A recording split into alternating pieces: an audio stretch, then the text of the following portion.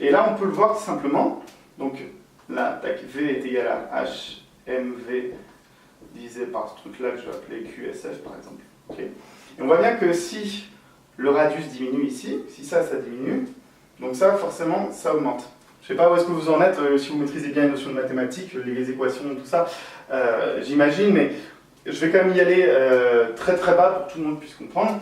Si vous avez x est égal à 1 demi, si vous augmentez le composant du bas, par exemple 1 tiers, et ben l'ensemble de x sera plus petit. X est 1 demi est plus grand que 1 tiers. Donc là, pareil, si je descends inversement, donc si je descends QSF, ça augmente la vitesse. Si j'augmente le QSF, donc si j'augmente le diamètre, ça diminue la vitesse. Ok? Donc ça, c'est posé, et on peut se dire, bon bah alors, quelle est cette valeur-là dans les différents vaisseaux? Parce que c'est bien beau, mais là on se dit, ouais, mais il y a un problème, parce que on a l'impression que dans les tout petits vaisseaux, la vitesse est plus rapide. Donc du coup, la vitesse est très rapide dans les capillaires, mais je crois qu'il fallait une vitesse lente dans les capillaires pour qu'il y ait des échanges gazeux et des échanges de nutriments. Donc on va voir ça. Tac.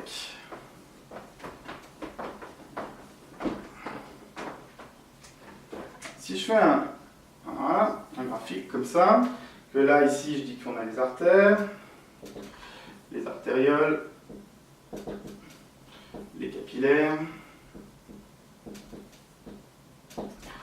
les vénoles et les veines.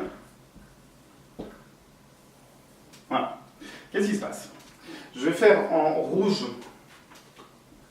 Tac. J'ai encore un peu de rouge.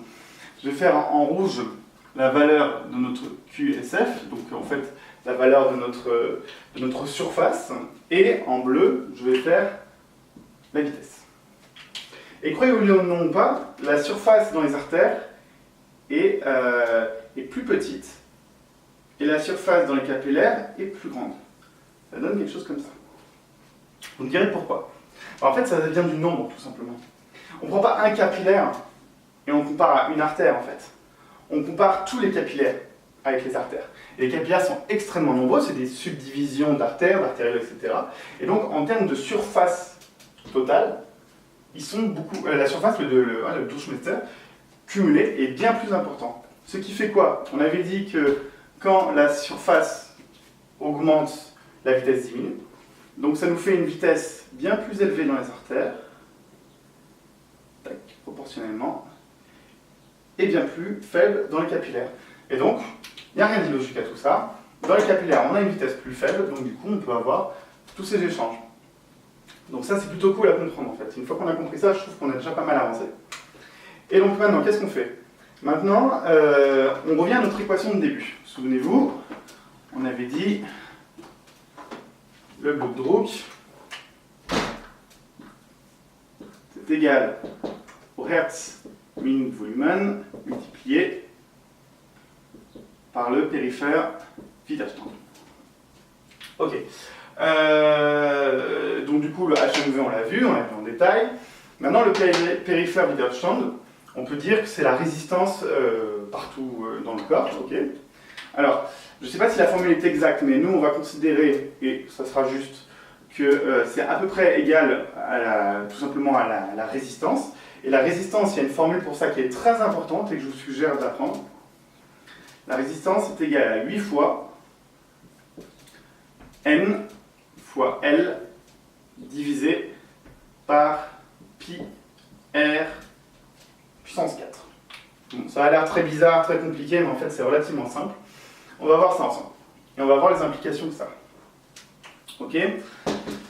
Widerstand, ok, ça on comprend, c'est la résistance, c'est donc l'opposition que va avoir notre sang quand il va circuler dans les vaisseaux. 8, bon ça on s'en fout, c'est une valeur multiplicative qu'on a fait machin. Le N, qu'est-ce que c'est? Le L, qu'est-ce que c'est? En fait, le N, c'est la viscosité. Ah, voilà une notion intéressante. Qu'est-ce que c'est la viscosité? En fait, c'est le taux de... Enfin, c'est le nombre de particules qui sont dissoutes dans le sang. Je vous invite à regarder la définition de DSK, mais globalement, c'est le taux de particules qui sont dissoutes dans le sang. Donc, plus on a de particules dissoutes dans le sang, plus c'est visqueux, moins bien ça coule. Donc on peut comprendre que c'est en haut, parce qu'ici, on voit que la résistance, donc le N, il dépend de la résistance dépend du N. Quand le N augmente, donc la viscosité augmente, et ben en fait, la résistance augmente. Ça paraît relativement logique. Le sang va s'écouler moins bien. Voilà. L, c'est tout simplement la longueur de tout le réseau des vaisseaux sanguins. Elle augmente principalement quand on prend du poids. On devient plus grand, plus gros, et du coup, il y a plus de vaisseaux qui sont faits, ou en tout cas, ils sont allongés. Mais c'est un truc qui ne bouge pas beaucoup, en fait, pour nous. Divisé par pi R4. Bon, alors pourquoi pi? Pourquoi R? Tout simplement parce qu'on parle de vaisseaux sanguins. Les vaisseaux sanguins, c'est des tubes, donc des cercles, et du coup, ils dépendent de pi. Bon, pi, on s'en fout. Et surtout, R. Et R, c'est ça qui nous intéresse. R, c'est le radius. Donc nous, pour simplifier, on peut dire que c'est le Durchmesser, ok? Et qu'est-ce que ça dit? Ça dit que quand R augmente, comme c'est en mouvement en dessous de la division, quand R augmente, d'accord? Et en plus, c'est puissance 4. Et bien on a la Widerstand qui descend. Est-ce que c'est logique ça? R qui augmente. R qui augmente, ça veut dire quoi? Ça veut dire qu'on avait un vaisseau qui était comme ça, disons un ensemble de vaisseaux qui représente à peu près ça, et maintenant on a ça. Donc que fait la Widerstand? Elle diminue.